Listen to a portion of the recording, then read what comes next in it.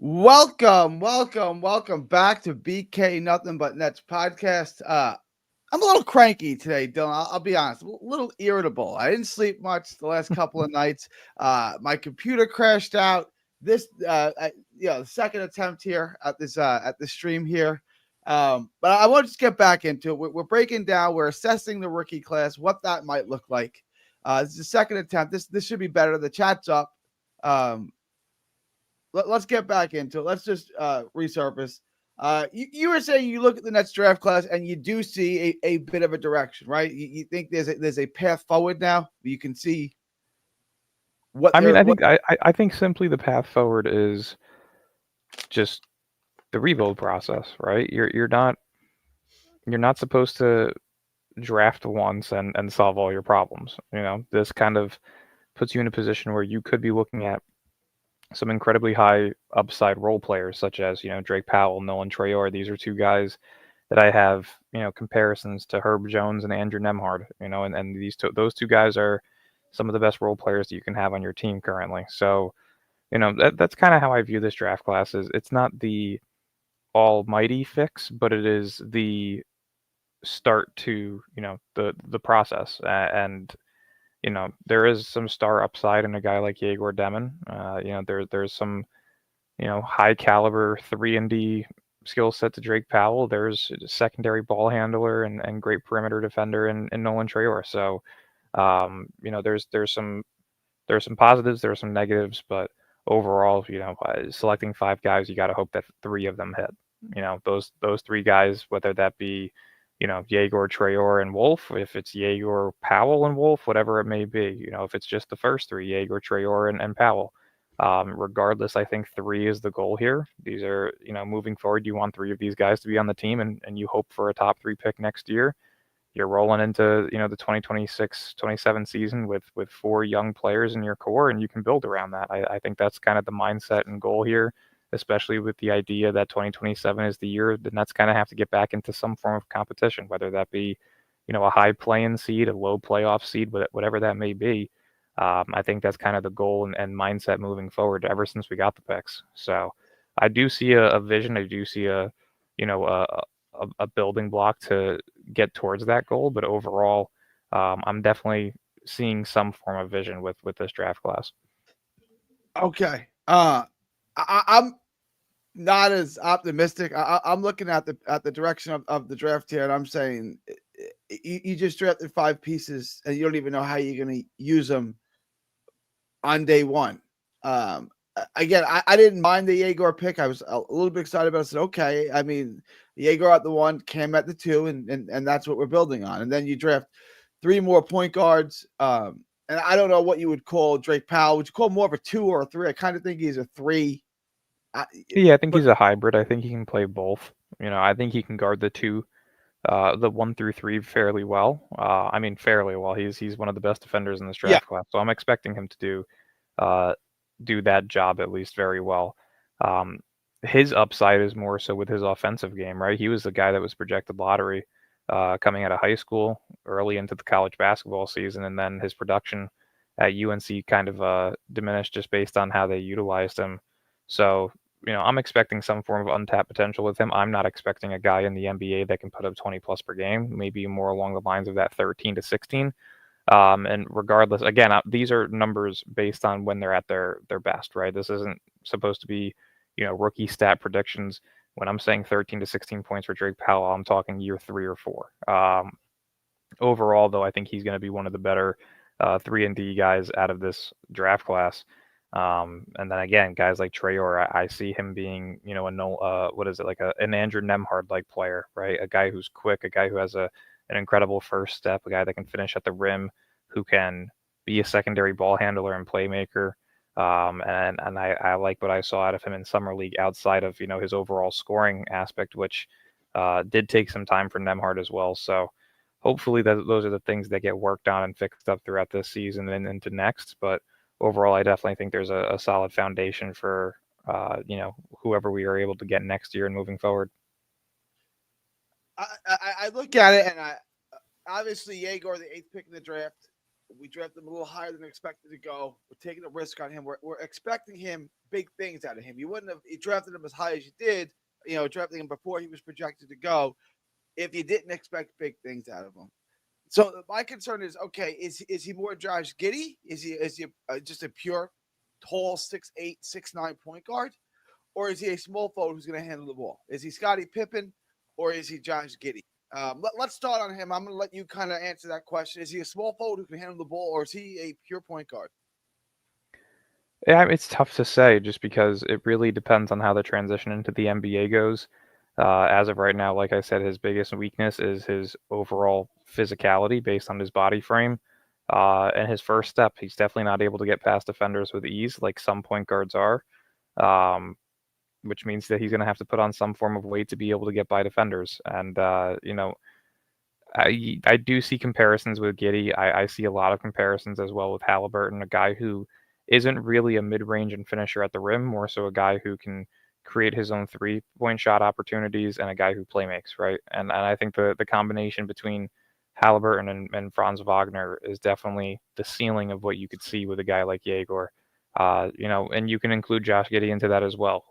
There's different aspects to each of those three players' games that Yegor has the upside to become, whether that be, as good of a rebounder as Josh Giddey, as good of a playmaker as Halliburton, or as good of a floor spacer as Franz Wagner. So there's a little bit of everything that he can definitely show some improvements on, and there's definitely some star upside with him from what I've seen. As far as the summer league, there was some of it was encouraging, some of it wasn't. Like you said, he didn't really have any next level speed or great first step. That's not a Jalen Brunson doesn't have that. James Harden doesn't have that, right? Like their feet are so good that they can get past you. Luka, obviously, that was what was discouraging. Was this guy might not be the athlete that I thought he was. But what was encouraging was his ability to shoot the ball. He does appear to be a pass first guy. I would actually like him to be a little more aggressive, but that will all come with confidence. There were positives and negatives from Yegor and the little bit that we've seen in the summer league. I'm not going to put a ton of stock in the summer league, but what would you take from the 3 games or so? I guess he played 3 of the 5 games, right? Yeah. The 3 games that Yegor played in the summer league. What was your takeaway? Was it what you expected? Was it better? Was it worse? Was it indifferent? What were your thoughts on Yegor's production in the summer league? I mean, I think overall every rookie was a bit underwhelming. It wasn't there wasn't a guy that specifically stood out and showcased, oh my God, this could be our guy. Um, but overall, they played solid. Like I said, Yegor's biggest weakness was just his physicality, whether that be being face guarded at the perimeter and being knocked off balance with ease, not being able to get by his defenders with his first step, not really showcasing any form of mid-range shot creation or aggression towards finishing at the rim. A lot of his game was specifically pull up 3-point shots or catch and shoot 3-point shots. So, that was the biggest question mark around the draft process with him, which he kind of was able to prove right away that he can shoot, which is a good thing. It's just now, can he put all of this together with the playmaking, the IQ, and the potential finishing ability that he has, which he also showcased at BYU with a fair amount. So, yeah, I think overall, just all the rookies were a bit underwhelming. I wouldn't say that they looked horrible. I wouldn't say any of them looked like busts outside of Saraf, but you're also talking about a guy that got picked with the 26th pick, so I'm not expecting anything crazy from him. We're gonna get to Saraf in a minute. In a few minutes. Him and Wolf. But we like the Wolf pick. We didn't like the Saraf pick. We're gonna get to Ben Saraf because that did. Oh boy. That does not look good. It didn't look good then, and it seems to be confirming our initial reaction. As far as Yegor, is it, this year moving forward, opening day, and then moving forward throughout the season, is he the starting point guard? Is he the starting small forward? What's his role as of now? Assuming there's no major changes to the roster, which there could be, but assuming that there's not. What are your thoughts, your assessments on what his role on this team is to start the season? I think he'll be the point guard. I mean, bearing a Cam Thomas trade, I think that he'll be the point guard of this team to start the season. And again, though, I do see him playing that point forward role where, yes, he's probably going to be, bringing the ball up, but there's going to be times where he's probably playing off ball. There's going to be times where he may not be guarding a point guard, he may be guarding a small forward. So I think they're going to try and utilize him in numerous different ways, and I think the point forward role is something that's very valuable in today's NBA as well. So, you see it with Luka, you see it with LeBron. Like these are guys that have really been able to play that point forward role very well. So hopefully they're able to figure out what his strengths are, what they can utilize to the best of their abilities. But overall, I definitely think that he would be into that you know small forward point forward role long term. But I definitely see him like whether when the opening graphic shows up of your starting five, I think he'll be listed as the point guard.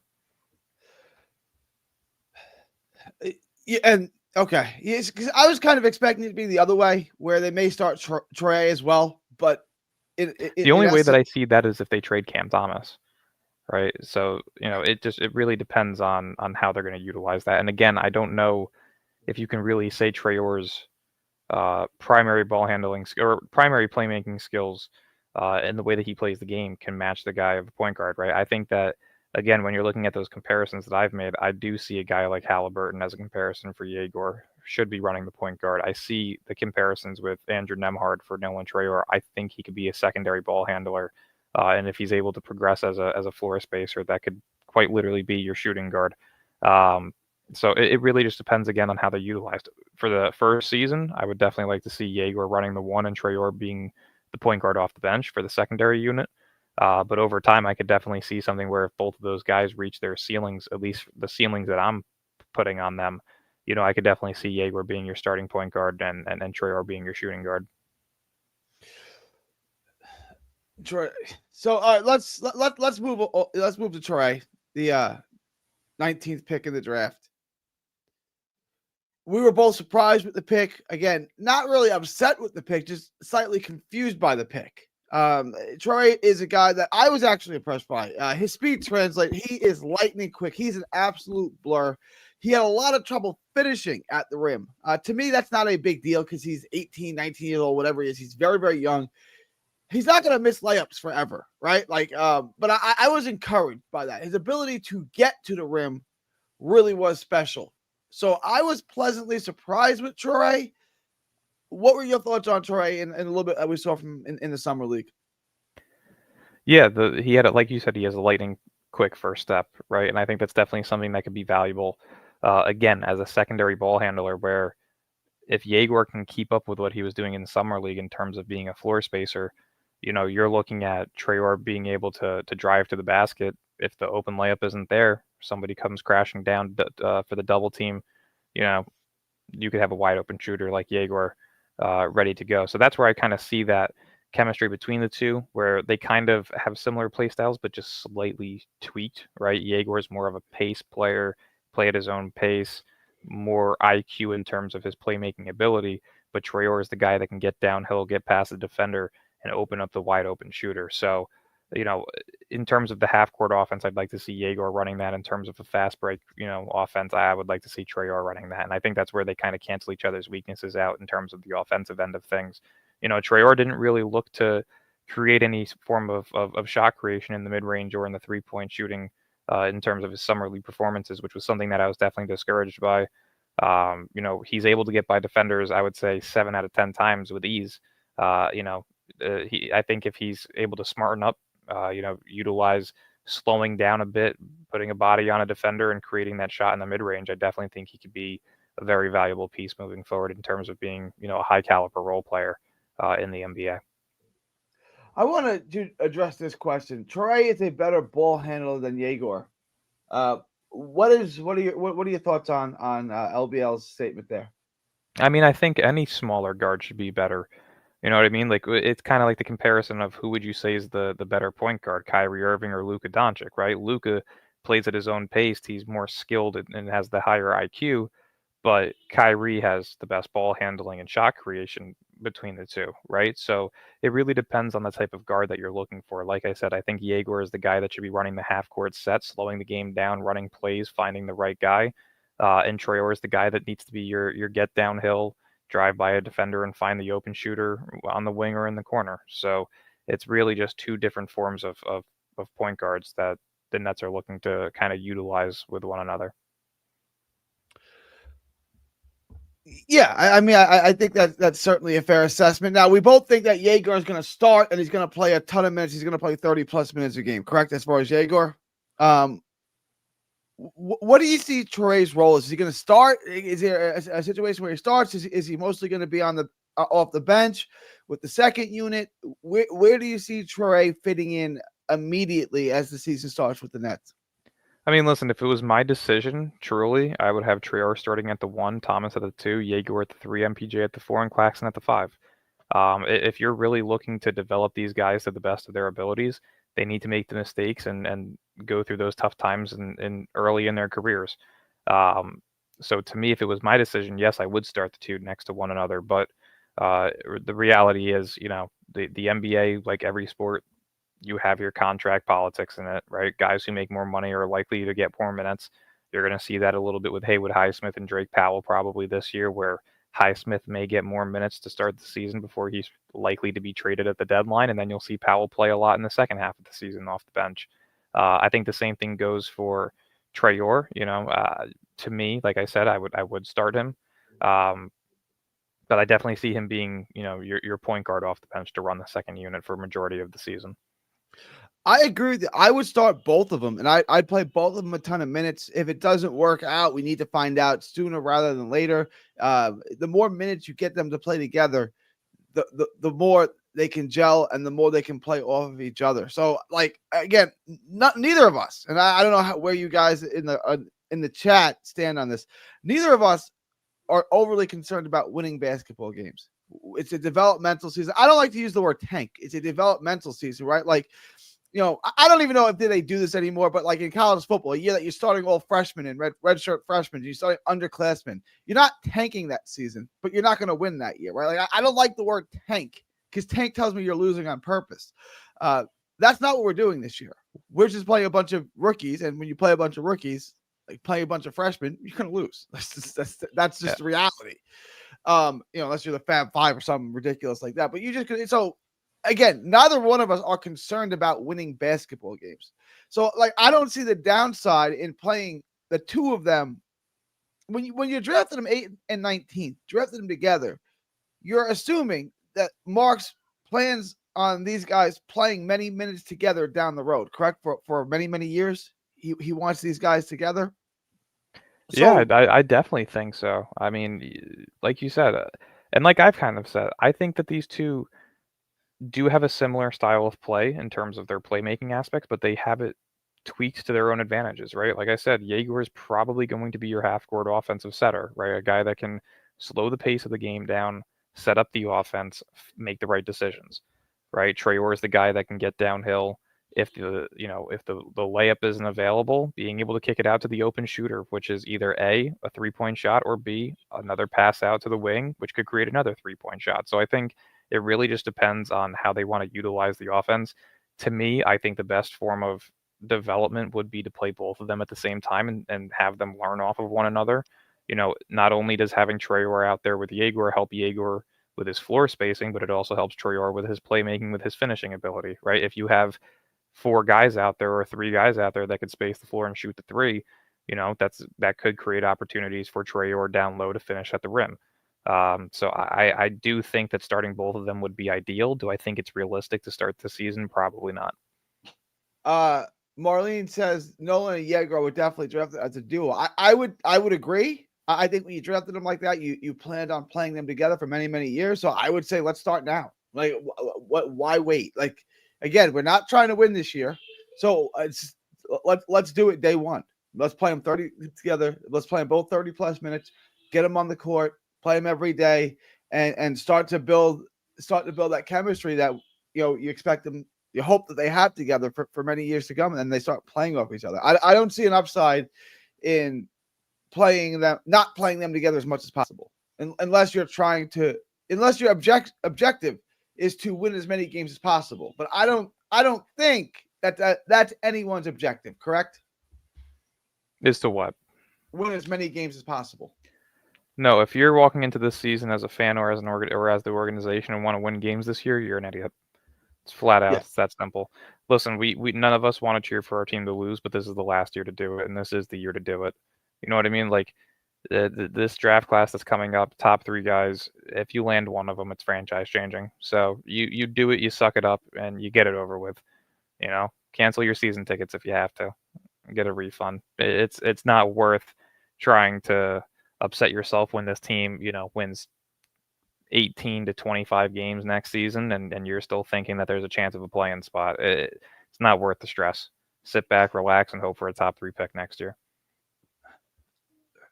So we kind of touched on Trey. I want to move to Drake Powell next. We didn't get to see Drake Powell. The injury doesn't seem to be anything of concern. The injury seemed to just be an abundance of caution, which is why he didn't play in the summer league. I have high expectations for Drake Powell. This was an overdraft at 22, but then you look at it and you say, well, I get that the draft is kind of deep with role players. But Drake Powell has the chance to be a Herb Jones type player who was also drafted. I think Herb was taken in the second round, right? So he was ignored pretty by sure a he was lot early of second. He was ignored by a lot of teams. Every team that had a first round pick passed on him, and he became one of the better players in that draft. I'm a huge Herb Jones guy. What are your thoughts on that comparison between Drake Powell and Herb Jones? We'll start with that. I absolutely love it. It's the guy that I've been comparing him to since the draft process. A high caliber defender, a very solid floor spacer in terms of the catch and shoot 3-point ability. The difference between him and Herb is I would just say Powell has a bit more athleticism to his game, and that could definitely be utilized uh, on the defensive end and on the offensive end. Whether that be hopefully finding that untapped ability that he used to have in high school, where he was able to kind of create his own shot in the mid range and jump over defenders to find the easier shot.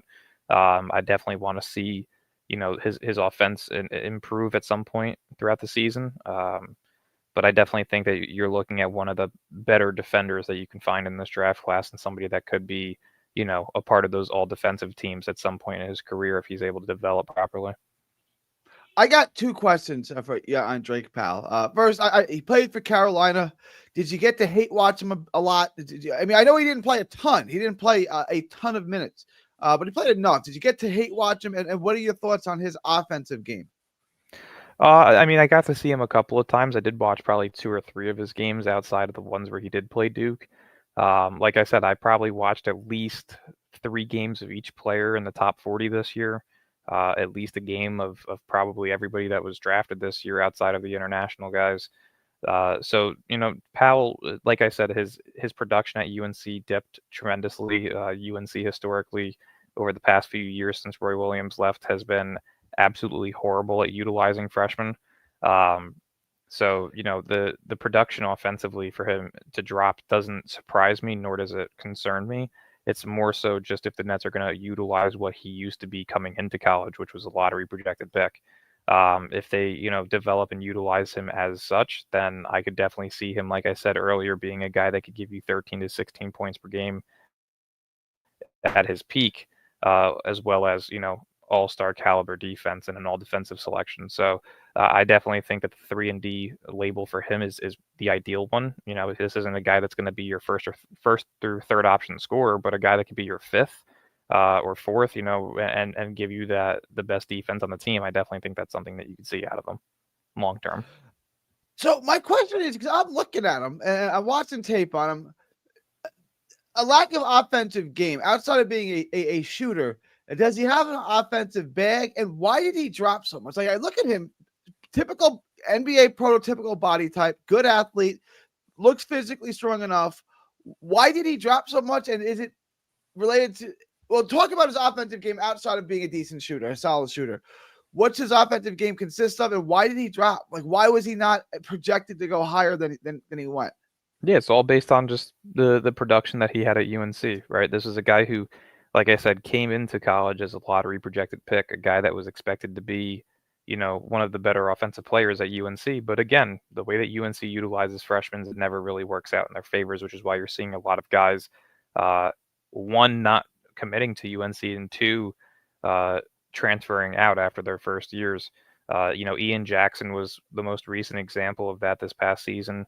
This was another guy who was projected to go top 20 in this past year's draft, ended up staying in college and then transferring to St. John's, I believe, where he'll be playing his sophomore season next year. And he's one of the better scorers in this past year's draft class if he was to have stayed. So, um, if you watch Drake Powell's, offensive ability in high school, he was a guy that was able to get past defenders and find shots in the mid-range game. His athleticism was allowing him to be able to, not have to deal with players, closing out on him. He was able to shoot over defenders. So, there's a bit of offensive untapped potential in him in terms of the high, NBA level that he could reach. Now, again, do I see him being a 20 plus point per game scorer if he is to reach a ceiling? Probably not, but a guy that can give you that 13 to 16 with the best defense on the team is something that I can definitely say.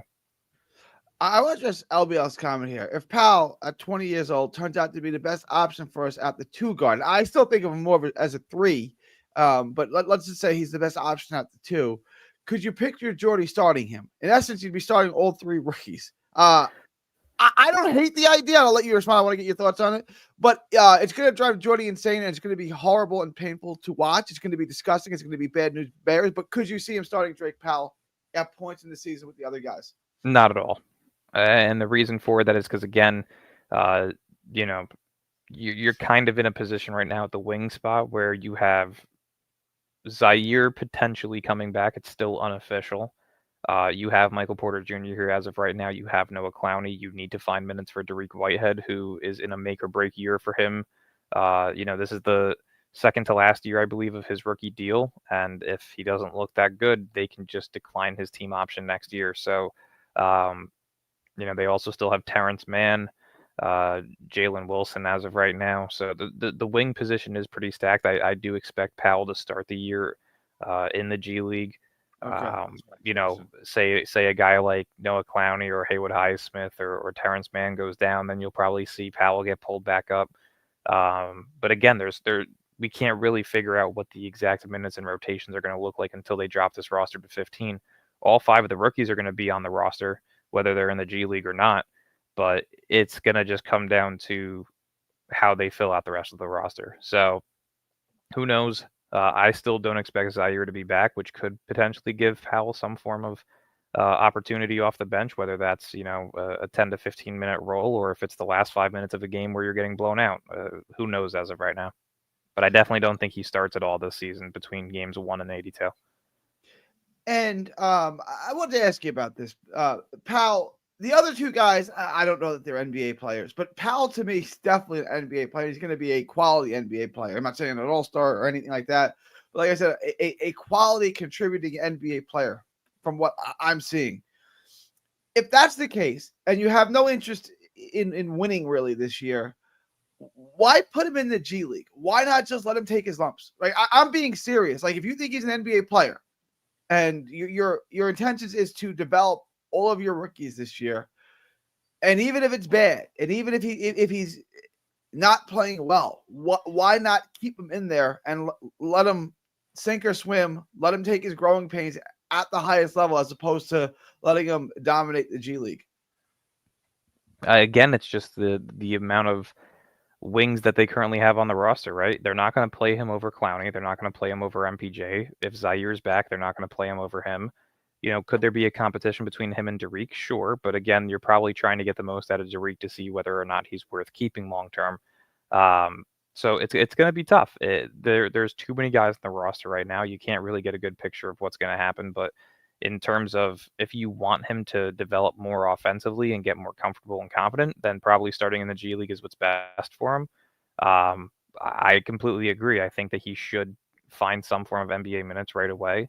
There's not many guys in the past couple of years who have been drafted with 7-foot wingspans that don't turn out to be good players in this league, right? At 6'6", he's got a 7-foot wingspan, and with the athleticism that he has to his game, that is already going to be a potential top-tier defender. So if you can figure out the rest of his game on the offensive end and find a good role for him, I definitely think he's going to be one of the league's best role players here in the next couple of years.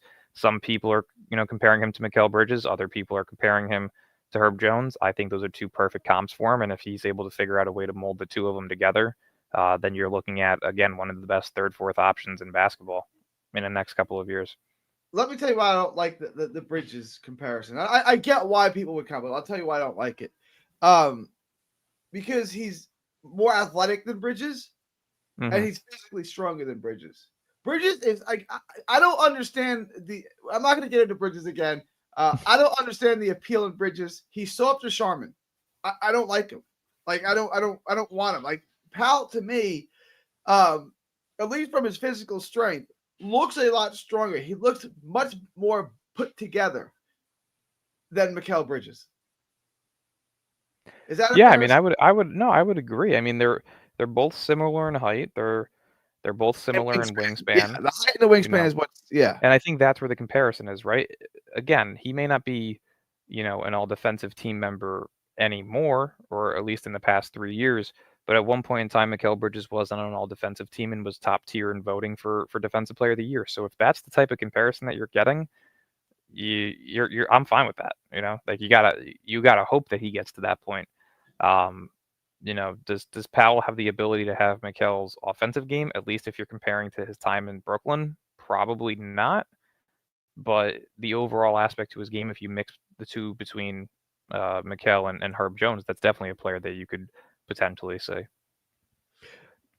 Yeah. Herb Jones to me is an infinitely better player than Mikal Bridges, like infinitely better. Like it's not even close. Herb Jones is a super version of Mikal Bridges. Herb Jones is what you want Mikal Bridges to be, but he isn't, kind of thing. Herb Jones to me is a very good role player because he's physical. He's way more physical and he's more athletic than Bridges.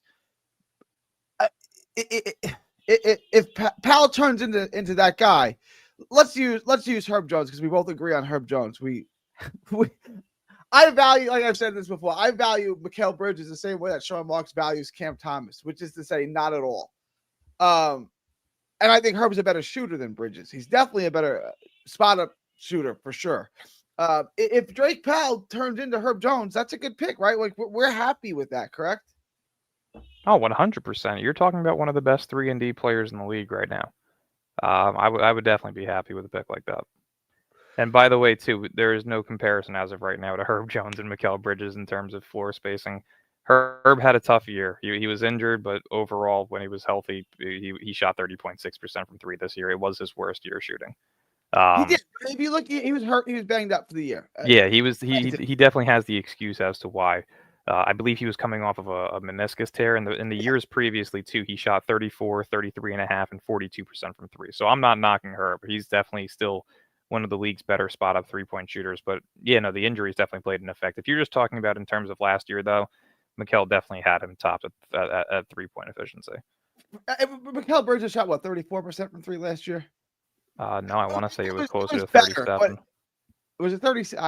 He's not. His field goal percentage was low because he took a lot of shots. If I'm not mistaken, Mikal was, I believe, around that 37%. I'll double check real quick. He was 35.5.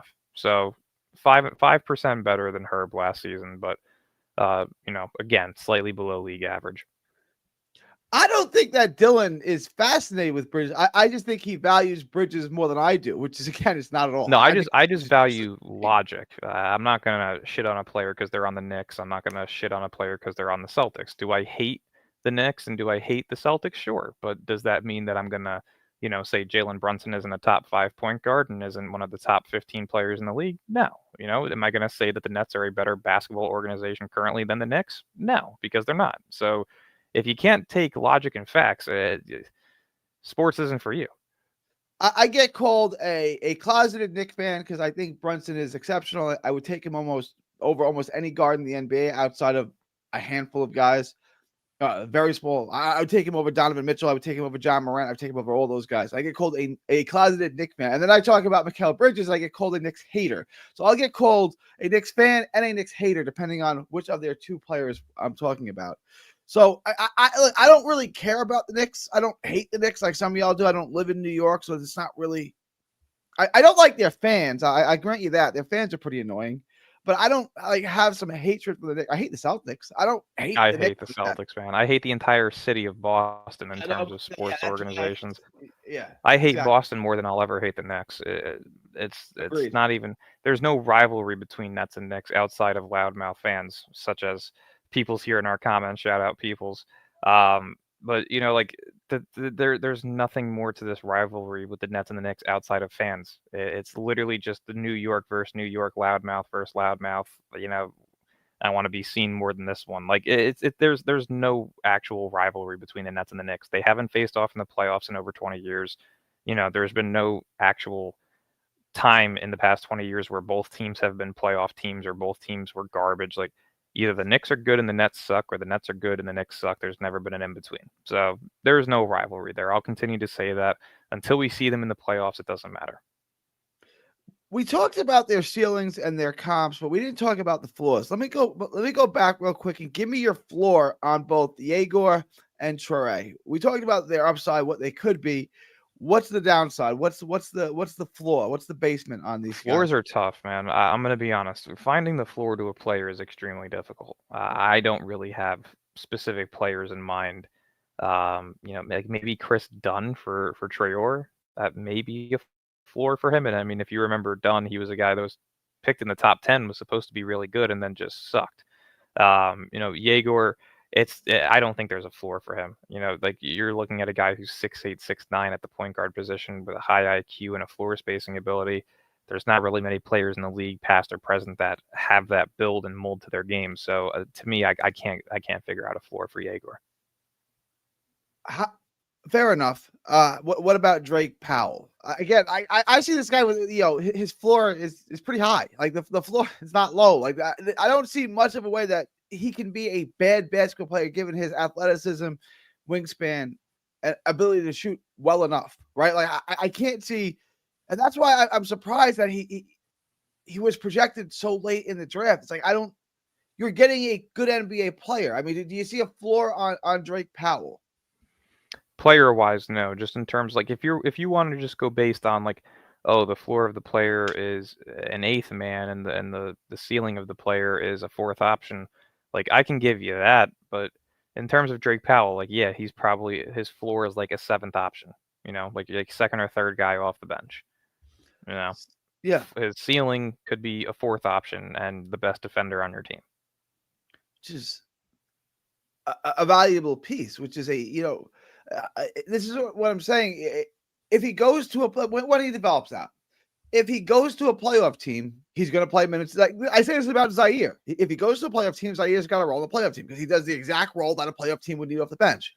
Not saying he's going to play 30 minutes a game and average 18 points, but Zaire on any playoff team for the most part has a spot in the rotation because he can Oh yeah, build. he's a proven contributing player at this point in his Right. career. He wasn't utilized properly in Memphis as a lottery pick. He dealt with some injuries. He came to Brooklyn. He showcased that he can be a viable option on an NBA team. He for sure could be your seventh, eighth, ninth man off the bench. And in your full time secondary unit on a contending team, 100%. You throw him on any of the contending teams, and he finds minutes, right? Whether that be Cleveland, the Clippers, the Lakers, whoever it may be, he'll find minutes. For sure. The Knicks, the Warriors, any of those teams, he Yeah. absolutely is getting minutes off the bench. Not a ton, he's not, but he's got a spot in the rotation for Oh, sure. 100%. So I like the Drake Powell pick. I value that pick. Now let's get into the picks that, boy, these are looking rough. I'm not trying to write them off on based off of a few games in the summer league. But we didn't like the Ben Sharaf pick when they made it. It made 0 sense when they took him. It made 0 sense. Watching him in the summer league, it somehow made even less than 0 sense. I think we've kept it honest so far in the first three. Let's keep it honest on Ben Sharaf. This does not look promising, does it, Dylan? No, not at all. I'm not even going to try and sugarcoat it. I just don't like the way that he plays basketball. I don't. He can't shoot the ball. He is a bit slow. He has one move in his bag that creates space, and he doesn't have an incredibly great IQ with the ball in his hands. Maybe it looks good overseas playing over in Israel, but in terms of playing in America in the NBA, it's a very big difference. And that kind of showed in summer league. He looked very, very poor. I'm not even going to say mediocre. He looked very poor. I'm not going to write him off. I'm not going to say that I don't like him, nor that I want him to not succeed. Of course, he was drafted by us. He's one of the first guys that we've been trying to build around in terms of this rebuild, right? He was one of the 5 picks, but I don't see an NBA player out of him. I don't see a second contract for him. I hope that he proves me wrong because, again, I want all of these guys to be good. So only time will tell with him. But as of right now, no, that I think is by far the worst pick in this draft. And I said that on draft night. Look, we're all Brooklyn Nets junkies. We love the Brooklyn Nets. I want him to be an all-star. I want him to be the best player in basketball. I hope they got, a guy that's going to average 25 points a game. But we're living in reality here. And I'm not. What is the upside? I'm like, what? When I scout fires, I say, here's why we're looking at him. Why are we looking at Ben Surratt? What does he do that I would say is above average for the NBA or potentially could be above average an NBA level? Why do we like? Why does Sean Marks like him? Because Sean Marks is an idiot. I mean, really, what is the strength of his game? Nothing. I can't find one. I'm with you, Dylan. I'm with you. I'm looking at him. I don't understand. I truly don't understand what I'm looking at. Like, I get this in boxing. People send me the tape of this fight. Like, look at my fighter. I'm like, what am I looking at? Like, there's nothing world class about him. He's a club level fighter. That's what I'm looking at. Like, I'm not trying to degrade the guy. I don't see an NBA player in Ben Surratt. So what am I missing? Nothing. As of right now, I don't either. I'm not gonna, like I said, I'm not gonna sugarcoat it. I just don't like the way that he plays the game of basketball. I don't think that it is of NBA caliber, at least of a first round pick. You know what I mean? Like it's not an ideal move. It was a horrible pick as of right now. Just in terms of regular season beginning, fit, development potential, all of it's horrible. The fit is what made it like the pick could have made some sense if it was one of two things. If there was a skill set that I recognize, I said, look, I know this position isn't a need, but this guy is simply way too good to pass on. At 26, this is a steal. You cannot pass on him. We'll figure out how to use him. That's not there.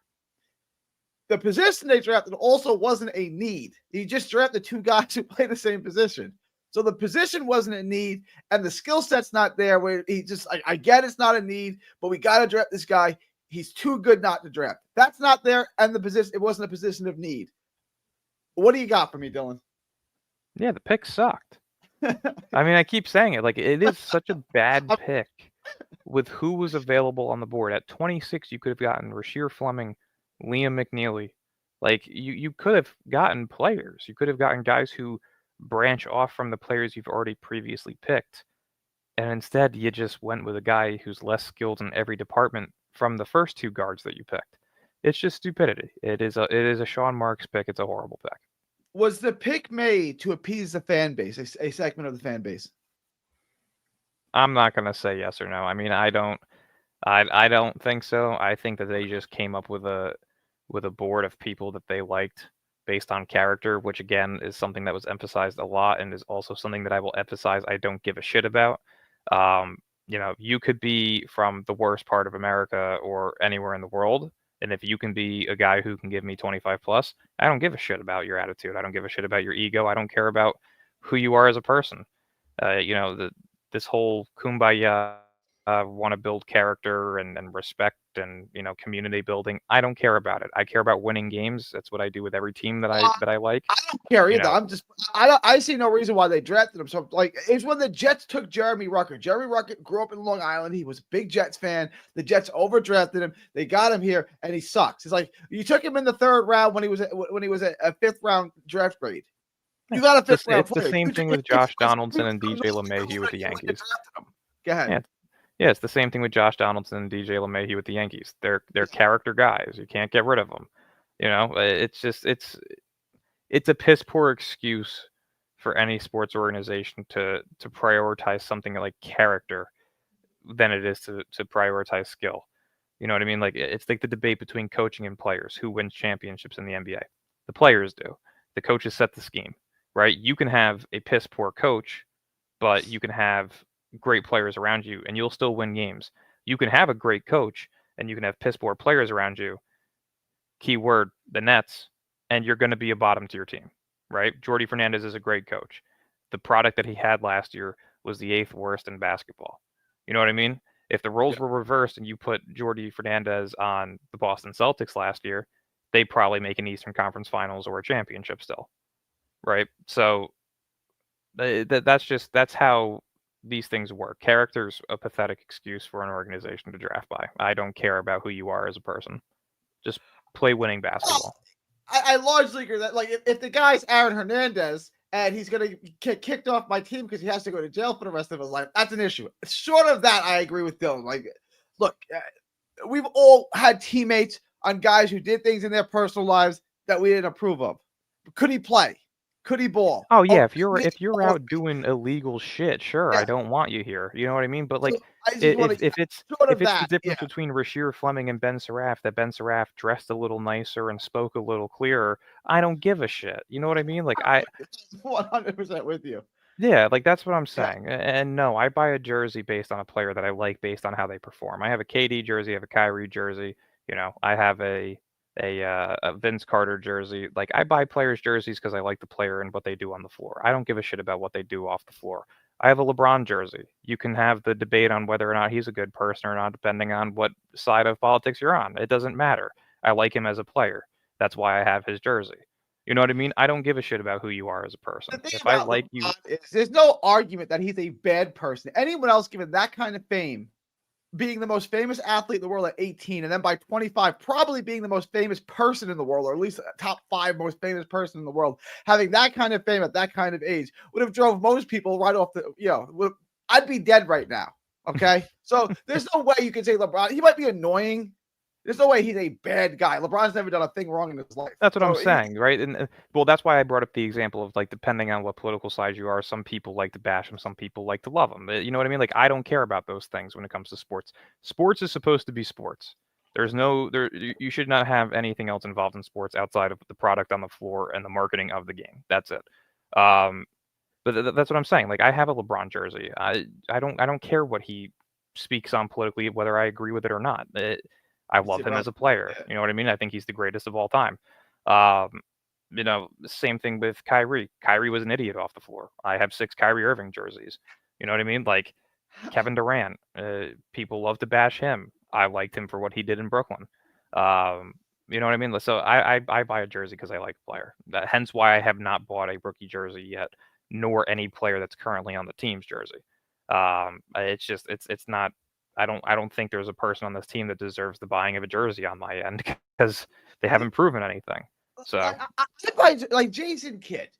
All right, I've had several Kidd jerseys, right?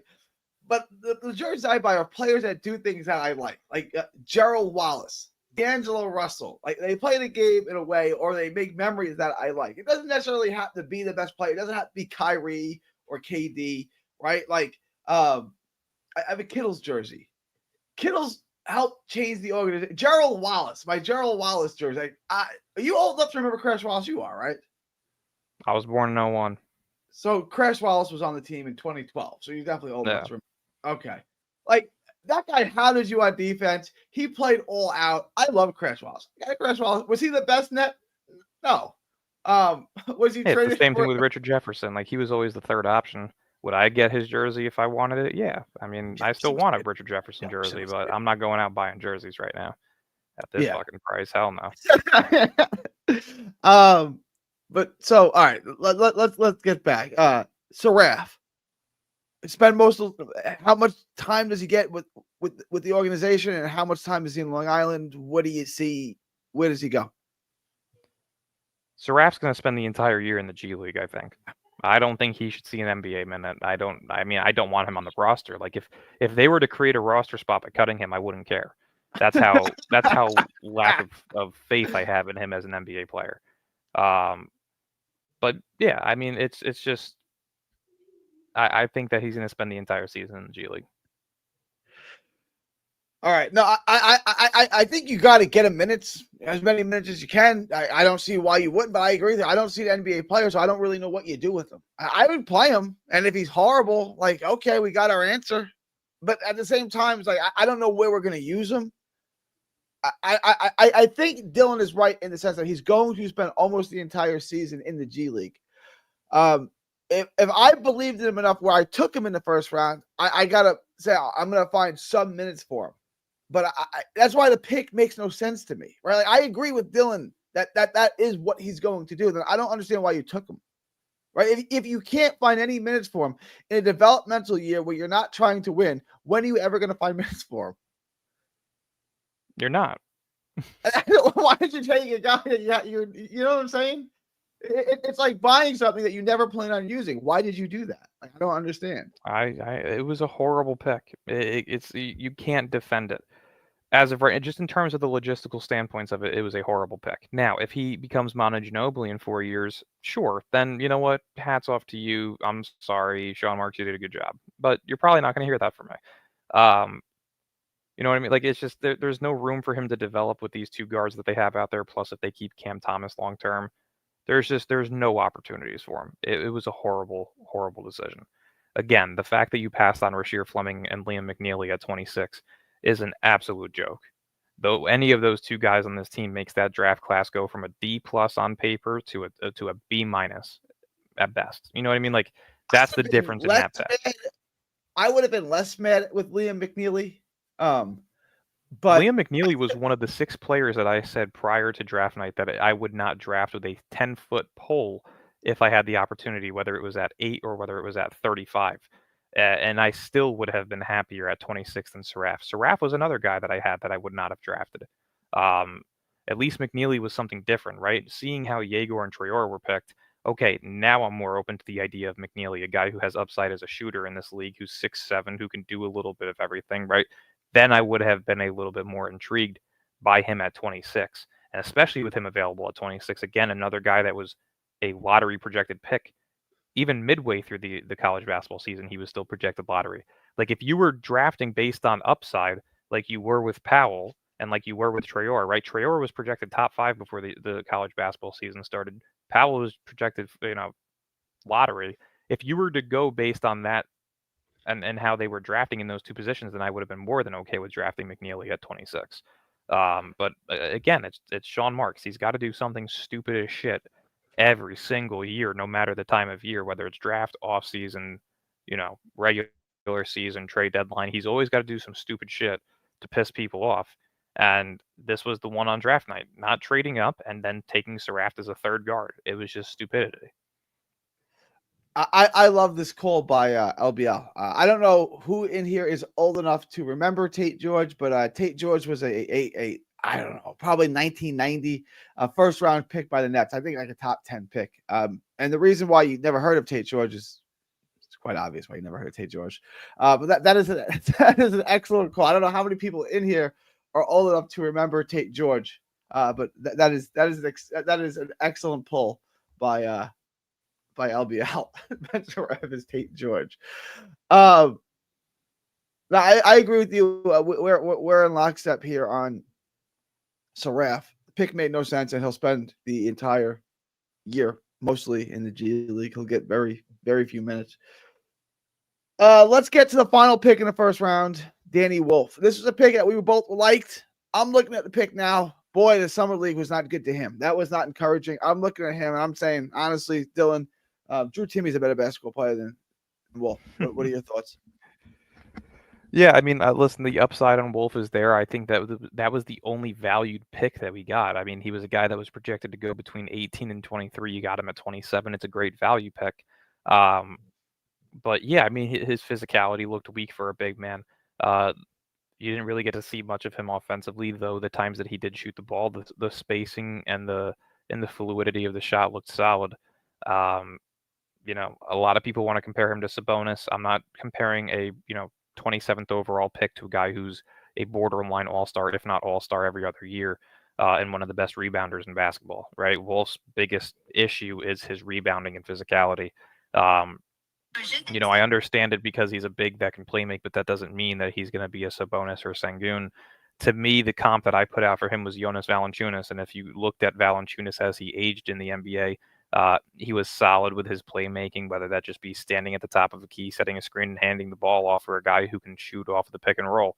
And then his floor spacing ability has also improved year after year. So I think Valanciunas is a solid comp for him. A guy that can space the floor isn't going to be a dominant big, isn't going to be, the best at anything in the big man department, but he's just going to be a solid backup. And I think that's kind of what Wolf is. LBL says Mark strikes me as a guy who wants to be the smartest guy in the room, which usually backfires. I agree with this, right? If you play fantasy football, someone like this. Like you got a guy, a sleeper. Yeah, you draft Adam Vinatieri with your first round pick, kicker, and you're like, this is the way to win it. Yeah, we all know that part, and I do agree that that's what Sean Marks is like. Wolf, is he going to be a G League guy? Like Wolf's already what, 22, 21? Yeah, I believe he's 20, if not 21. But to me, Wolf's stance in the NBA, it's going to really depend on what they do with Day'Ron, right? Like I said, Zaire and Day'Ron are still unofficially signed, though their contracts are set in stone for when it does become official. But the fact that they're still unofficial midway through August kind of tells me that both of them could be traded, right? I mean, if it's Zaire and Day'Ron for Terry Rozier and a top 10 protected 2030 first round pick or whatever it may be, I could see it happening. Do I want to see Day'Ron and Zaire go? No. Do I want to see Day'Ron go especially? Hell no. But is that something that could be in play because they're still unofficially signed? Potentially. So to me, the most that you can see out of Wolf is being the backup big man this year. But I think what the reality should be, if they're smart and they keep sharp, is a guy that spends majority of the year in the G League, right? If Day'Ron or Claxton gets hurt, then you bring him up. But outside of that, I think that he should primarily stay in the G League for majority of the season. So how I want to close this out is when we look back at this 5 years from now, how do we assess this rookie class? Who's a contributing piece? Who's Tate George, so to speak? Who's here? How do we look back 5 years from now and assess this rookie class? Yeah, I think the first three picks are the guys with the best chance to be high upside rotational pieces, if not starters. I think Yegor has the star potential. I think Traore has the Nemhard potential, and I think Powell has that middle ground between Mikal and Herb Jones potential. I definitely can see at least two of those hitting, if not all three, and you just have to hope that it's all three. Yeah. The last two picks, I don't foresee working out either. And again, I'm not trying to, because I was happy about the Wolf pick. It's just the summer league. Boy, he looked lost. I mean, it looked bad. And I'm not trying to say, okay, well, he looked bad in the summer league, so therefore he's going to be bad throughout his NBA career. I'm just kind of like he dropped a lot in the draft for a reason. People didn't want him for a reason. And then he fell to the Knicks. He's crying, which is not a good sign to me. Everything to me points that Wolf might not be a good NBA player. That's all the signs that I'm kind of picking up on. But like I said, hopefully I'm wrong. I would love to be wrong. I would love for Wolf to be our starting center of the future, 4 or 5, whatever. If Wolf more of a 4 or a 5, he's a 5. Yeah, I would say he's probably. I mean, he's like a hybrid. He could play a little bit of both. I think defensively he's not good enough to guard a 5, but offensively he's probably not the best to be a full-time 4.